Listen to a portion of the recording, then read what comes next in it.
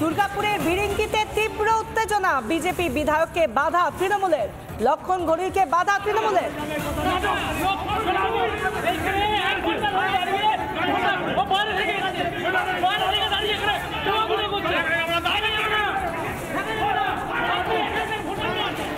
আমাদের সঙ্গে টেলিফোনে রয়েছেন প্রতিনিধি মৃন্ময় পান।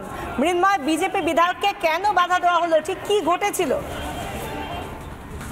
একবারে দেখো, দুর্গাপুরের যে ভিরিঙ্গি এলাকায় আছে সেখানে মূলত তৃণমূল বিজেপি বিরাট উত্তেজনা ছড়ায় এবং বিজেপি বিধায়ককে এলাকা ছাড়া করে তৃণমূল। তার কারণ হচ্ছে যে দুর্গাপুর 277 যে এসি যে মূলত যে 82 নম্বর বুথ আছে সেখানে বিজেপির পোলিং এজেন্ট রাহুল সাহানিকে বুথে ঢুকতে বাধা দেওয়াকে কেন্দ্র করে তৃণমূল বিজেপির ধস্তাধস্তি শুরু হয় এবং ব্যাপক উত্তেজনা ছড়ায়। দুর্গাপুর পশ্চিম বিধানসভার বিজেপি বিধায়ক লক্ষণ চন্দ্র ঘড়ুইকে তৃণমূল নেতাকর্মীরা ধাক্কা দিয়ে এলাকা ছাড়া করতে থাকে এবং তৃণমূলের যেটা অভিযোগ যে বিজেপি বিধায়ক লক্ষণ চন্দ্র ঘড়ুই বুথের সামনে দাঁড়িয়ে ভোটারদের প্রভাবিত করছিল, এমনটাই কিন্তু তারা অভিযোগ করছে। এবং মূলত এই যে বিজেপির পোলিং এজেন্টকে বাধা দেওয়া, সেই বাধা দেওয়া থেকেই কিন্তু এই ঘটনার সূত্রপাত শুরু হয় এবং ঘটনাস্থলে পুলিশ পৌঁছায় এবং পুলিশ পৌঁছানোর পর ঘটনা মানে নিয়ন্ত্রণে আসে। যদিও এখনো পরিস্থিতি কিন্তু থমথমে রয়েছে, এলাকায় উত্তেজনা রয়েছে।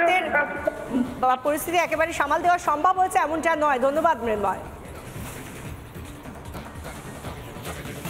এর পাশাপাশি আমরা বহরমপুরের নওদার দিকে নজর রাখবো। নওদায় প্রিসাইডিং অফিসারের সঙ্গে এজেন্টের বচসা, সই না মেলায় বচসা তৃণমূল এজেন্টের সঙ্গে।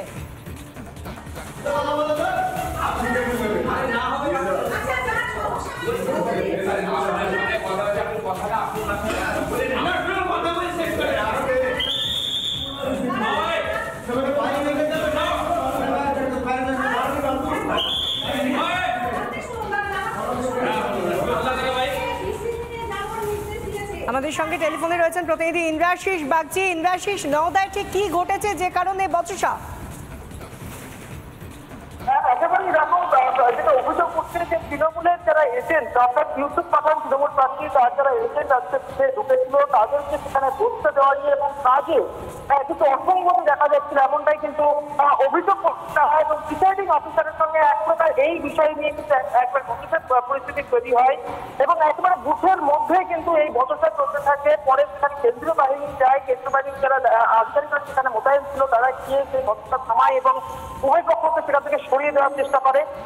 যেটা মূলত অভিযোগ উঠে আসছে যে কাজে বেশ কিছু অসংগতি দেখা যাচ্ছিল প্রিসাইডিং অফিসারের বিরুদ্ধে, এমনটা কিন্তু অভিযোগ বলে তৃণমূলের এজেন্টরা। এবং তারপরেই কিন্তু একেবারে তৃণমূল এজেন্টের সঙ্গে এই প্রিসাইডিং অফিসার তারা কিন্তু একেবারে বচসা বেঁধে যায় চত্বরের মধ্যেই, বুথের ভেতরে। এবং সেই কারণে কিন্তু ভোটের যে কাজ অর্থাৎ ভোট দেওয়ার যে কাজ সেটা কিন্তু থমকে থাকে। এমনটা কিন্তু এখনো পর্যন্ত সেখানকার যারা স্থানীয় ভোটার তাদের পক্ষে এমনটা দাবি করা হচ্ছে।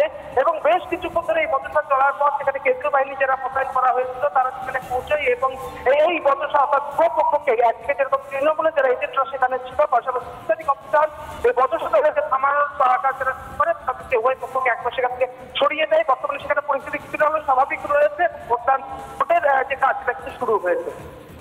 ধন্যবাদ ইন্দ্রাশিস। কথা বলছিলাম, সঙ্গে ছিলেন আমাদের প্রতিনিধি ইন্দ্রাশিস বাগচি।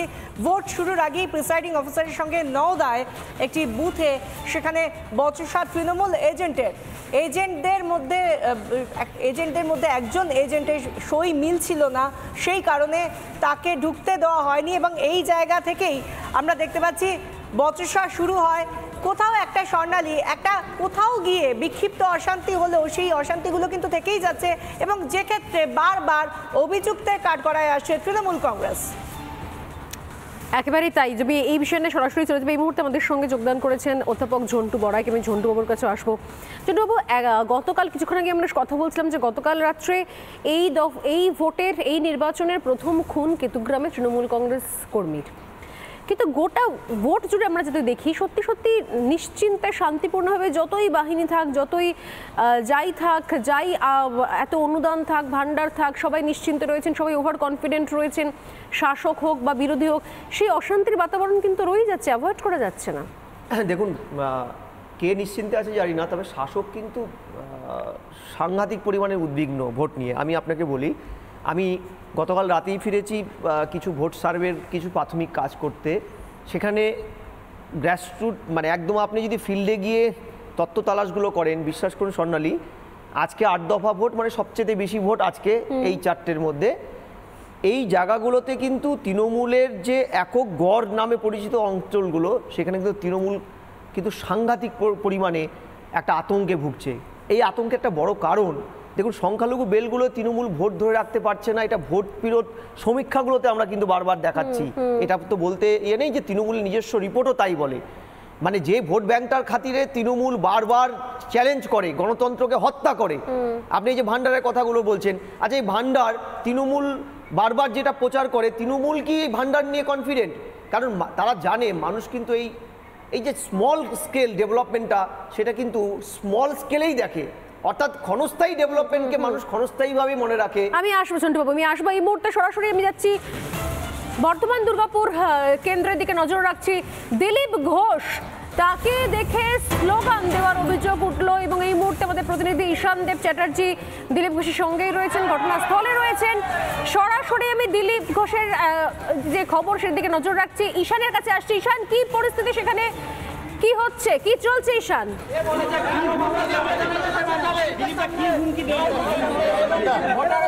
আমাদের লোকাল কর্মীকে নাকি মার্ডার করে দেবে এখানকার এমএলএ বর্ধমান দক্ষিণের, তো সেই জন্য আমি দেখতে এলাম আই পর্যন্ত কতজনকে মার্ডার করেছে আর কাকে কাকে করবে, এটার হিসাব নিতে আরামসে আরামসে।